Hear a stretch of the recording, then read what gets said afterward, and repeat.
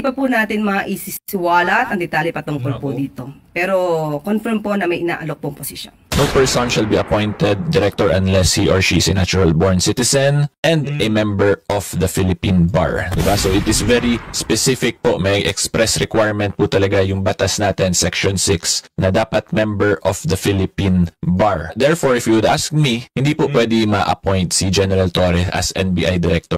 Dito. So yan mga kaubayan, yan po ang ating pag-uusapan ngayong araw na ito. At syempre si Risa Hontiveros din, papasadahan po natin mamaya, no? Ito pong si Risa Hontiveros, si Baka. At ito pong pagpapa-lifestyle check ng President Bongbong Marcos Jr. sa lahat po ng mga empleyado ng gobyerno. Okay? At Torre, hindi pwede sa NBI.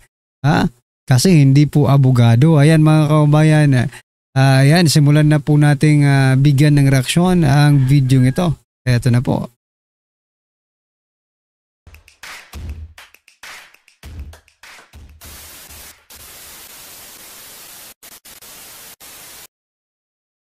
Sa video na to, pag-uusapan mo natin ang yan, courtesy PH Update mga kaubayan. Ibinulgar na ho niya na meron daw hong iaalok na pwesto dito kay Nicolas Torre. Siguro, kung susunod tipo mo. Diba? Sa dami ba naman na marunong trabaho na pinatrabaho sa kanya ni Marcos Jr., alangan na mapakawalan siya ng ganun-ganun na lamang.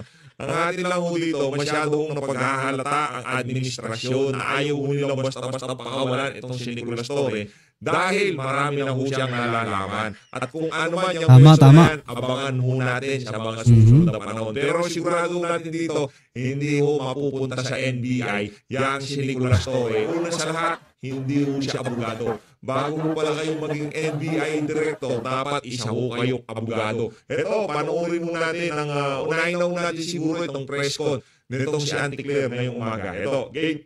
The question is allowed. Thank you. Para po sa unang katanungan, Ms. Maricel Halili, TV5. Yan.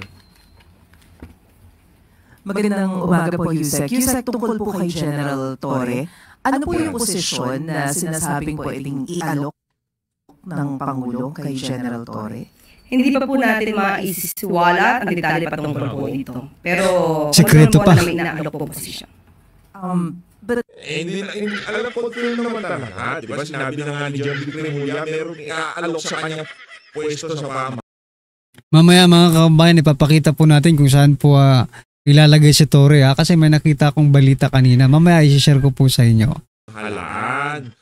Masyado ka naman pa-showbiz, parang ikaw si Lian Ligarda Ligiste, di ba? Parang ikaw si Congressman Ligiste, huwag na kayong pa-showbiz. Ang sigurado dito, una, sibak na si Torre. Pangalawa, merong iaalok na pwesto sa kanya. Pangatlo, sigurado hindi ho NBI director ang iaalok sa kanya kasi hindi ho siya abogado. But may we know the reason or what convinced the President to relieve Torre, but what really convinced the President to remove him? Maliwanag lang po siguro ang pagkakasabi ni Secretary John Vic Rimulya kahapon at mayroon mga issues na hindi na pagkasunduan at we just have to respect the wisdom of the President on this matter. Sorry. Okay, bale, ang sigurado dito, merong inaalok na pwesto. Marami hong nababahala sa mundo ng social media sa mga kasamahan natin, mga kababayan natin. Baka naman ilagay dyan sa NBI, magaging direktor, itong si Nicolas Torre. Ang kulit rin hindi nga abogado. Itong si Attorney Neil Abayon. Pakinggan natin ang kanyang explanation kung bakit hindi pwede maging NBI director. Itong si Nicolas Torre. Game!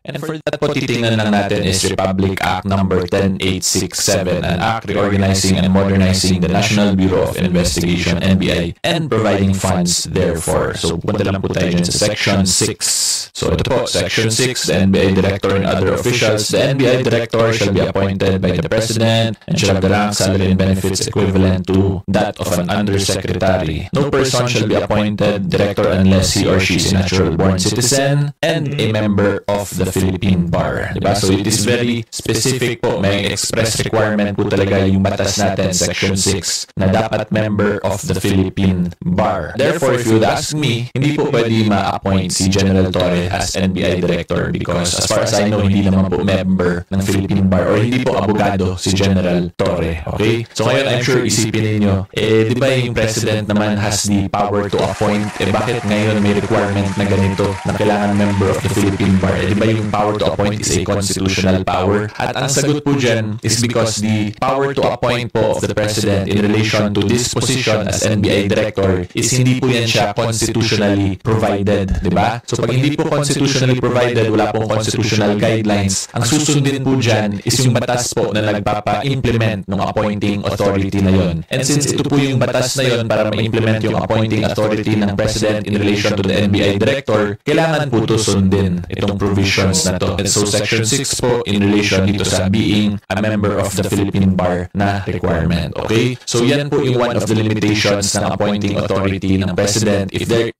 is a specific law that provides for certain requirements. In other words po, maliwanag po ako sa sikat ng araw, ha? Una ko kayong kabahan kasi hindi masyadong kabahan yung hindi marami mga kasama.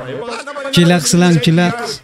Hindi ko siya mailalagay sa NBI kasi hindi yung ako siya. Hindi absolute yung appointing authority ng Presidente pag hindi po involve ang isang posisyon na Constitution mismo yung naglalagay. Okay, so yung mga example po niyan is yung mga ambassadors natin. Yan po lahat nakalagay po yan specifically sa provision sa Constitution. And then another example din po pala yung sa commission, sa mga constitutional commissions natin. Di ba yung sa constitutional commissions natin, under the Constitution, may nakalagay po talaga doon na they have a term of 7 years. Kaya hindi po sila basta pwede tanggalin yung COMELEC po, kailangan ng impeachment. Impeachable officers din po yun, yung mga COMELEC commissioners natin. Unlike po dito sa NBI Director, it is an ordinary law that governs. Therefore, kailangan po ito sundin itong Philippine Bar requirement. So anyway, hanggang dyan na po yung discussion natin. Hopefully, ayun na nga mga kababayan, maliwanag ho. Yung maliwanag, ito si Mega Love shoutout ko muna dito kay Atty. Neil. Atty. Abayon, mega love shoutout to Atty. Napakawin yung abogado. Pinapanood ko natutulong tayo pagka pinapanood natin. Si Auntie Claire naman, pagka meron lang matinong sinabi kasi wala naman tayo matutunan dito kahit abogado ko. Itong alin na to, kinalimutan mo niyang pagiging abogado niya para maging aso. Para na lamang dumila sa tumbong nito si Lisa. Ito pakinggan natin. Tuloy natin na malinaw na ko ngayon, hindi ko pwedeng maging NBI Director yung si Torre kasi hindi siya abogado. So yan mga kababayan, no, malinaw pa sa sa sinag ng araw, no? Sa sikat ng araw itong hindi pwede talaga maging NBI Director itong si Torre. Hindi po siya abogado. Ayan mga kababayan, ano po ang inyong masasabi diyan? At eto, pasadahan po natin ang balitang ito, mga karibin natin patungkol po kay Risa Hontiveros. Sabi naman po dito ni sa balita, ethics complaint, isasampa laban kay Hontiveros. Nako, sisibakin si Hontiveros mga kababayan. Isang grupo ng abogado sa pangunguna ni Atty. Freddy Topacio, kasama si Atty. Manny Luna at dating kongresista Jacinto Parasa ay nakatakdang maghain ng ethics complaint laban kay Senator Risa Hontiveros sa Senado. Bukas, ngayon yan mga kababayan. Nako po. Mukhang malalagay sa alanganin ang karera ni Senator Risa Hontiveros. Ang dati pong nagrereklamo, nag-iimbestiga, ngayon po ay iimbestigahan. Diba? Bakit kaya? Dahil po yan sa mga pattern of bribing and manipulating witness ni Hontiveros. Nako po. Pattern of bribing, ibig sabihin panunuhol at pagmamanipula sa mga testigo niya. Dapat lang. Ano pong inyong masasabi dyan mga kababayan? I-comment nyo na lang. At ito pa. President Bongbong Marcos Jr. lifestyle check sa mga opisyal ng gobyerno. Ipinag-utos ni PBBM. Yan, palakpakan po natin. Kasi naisipan din sa wakas na magpa-lifestyle check sa mga opisyal ng gobyerno. Kaya naman pala mga kabayan, dahil si Torre gagamitin dito po sa, I think dito po sa lifestyle check. Kasi tingnan nyo itong balita na ito mga karibinaton. Marcos offered Torre anti-corruption post, says John Vic. Diba? Drama lang pala ang lahat dahil ililipat si Torre sa anti-corruption post. Ibig sabihin, siya po ang mamumuno sa presidential, kung ganito pa rin ang tawag nila, Presidential Anti-Corruption Commission, di ba? Ay nako. Masosolve kaya ni Torre? Marami kaya ang mahuhuli ni Torre ng mga corrupt dito? Tingnan po natin, baka sakali kasi matindi po si Torre. Diba? Siya po ang nakapasok, siya ang pumasok sa KOJC compound. Siya po ang nag-arresto kaya former President Duterte. Malamang ito, ma-arresto din ito ni Torre ng mga corrupt sa ating gobyerno. Diba? Dapat lang kasi pag ang aso talaga, diba? Magaling mga umamoy, diba? Ng mga corrupt ang aso. Masasabi na rin nating aso itong si Torre kasi biruin mo, lahat ng sinasabi, sinusunod. Pag tinanggal siya, tanggal, balik naman. Diba, parang sinuka na. Sinuka na, kakainin pa ulit. Yan na yan, si Torre na po yan mga kababayan. Anyway, ano po ang inyong opinion dyan mga karibin natin, i-comment nyo na lang po. At eto, nako, nagplastikan. Ayan ang masasabi ko. Mayor Magalong at Kong Richard Gomez nagyakapan nang magkita ang dalawa. Isa lang masasabi ko dito. Artista ka talaga, Richard Gomez. Di ba? Matapos ng banatan ninyo sa social media, ngayon naman magyayakapan kayo. Artista nga talaga. Ganyan po ang kayo dapat ba nating pagkatiwalaan pa? Sa Kong Richard Gomez, ngayong nakita na po natin ang kanyang totoong kulay. Anyway mga karibin natin, ano po ang inyong opinion?